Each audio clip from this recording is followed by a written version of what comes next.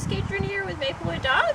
The dogs and I thought we'd do a training tip today on teaching your dog to politely go through gates or doorways. Wait.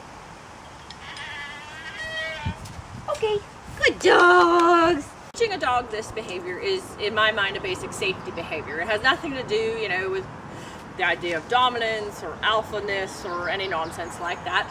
In my mind, it all has to do with safety. If a dog can hold a weight while I step out the door first, I can then better assess what the environment's out there like and help my dog be prepared for success. Maybe there's a rabbit out there, or maybe it's a narrow, stairway down. If my dog goes first, there's a chance we won't all fit, and now we're going to have some unstableness on the stairs. Or maybe there's, a neighbor walking a dog past. Or, maybe it's that my hands are full and I need the dog to just wait. Or it's as simple as there's somebody else out there on my stoop. Maybe they want me to sign for a package or listen to them, try to get me to agree to something.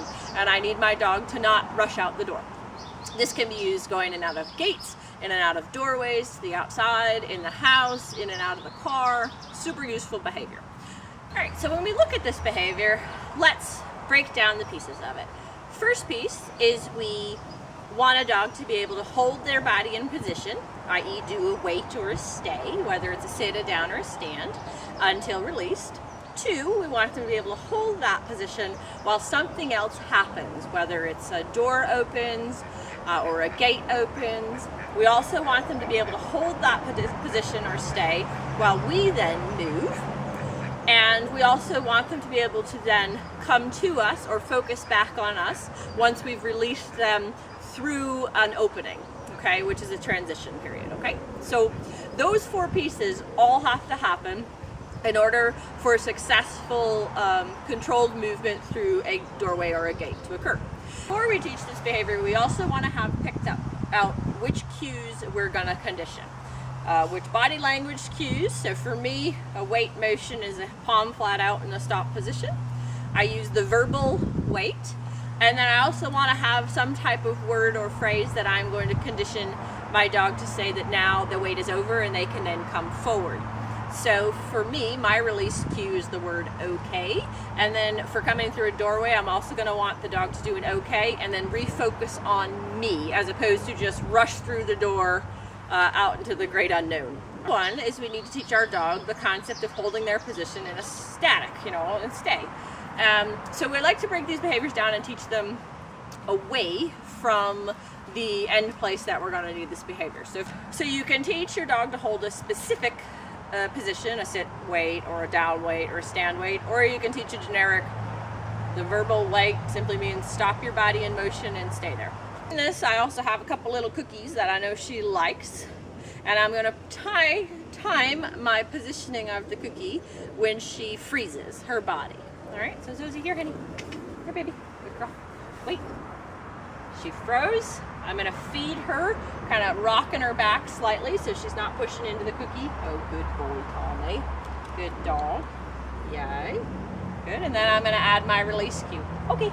Good, and I'm going to feed her then for coming and focusing back on me too. Good girl. All right. Got another little cookie out here, and I've broken these cookies up pretty small. I want it just to be a tidbit that she eats. Good girl. Here, honey. And wait. Good girl. Yes. Good girl. She's holding a nice stay. Good. Okay. Good girl. I'm going to practice that with my dog in a couple of different environments. If I wasn't in a safe, secure place with a fence, I would have a leash on him.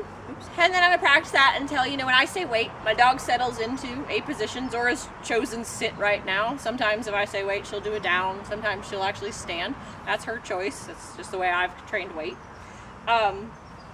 And then my release cue, and the dogs here's the okay, and they immediately come over and refocus back on me. All right, so now we're ready to start adding a bit of movement. Most dogs, the first piece of movement is often easiest to start at is simply rocking back and forth. The dog holds nice and steady.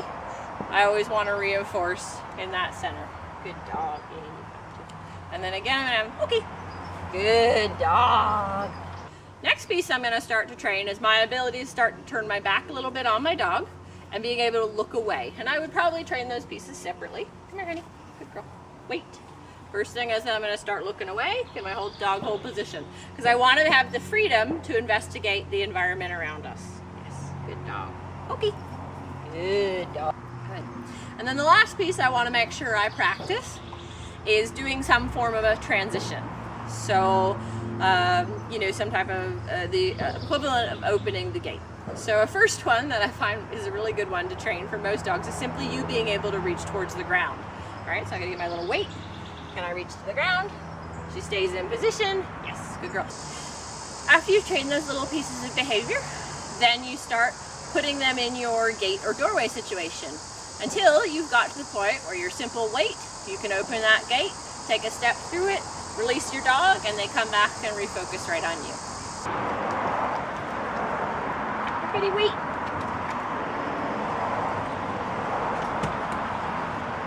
Okay. Good dog. I hope you liked this video. Don't hesitate to like and comment, and don't forget to hit subscribe down below. Thanks so much. Take care and have a great day.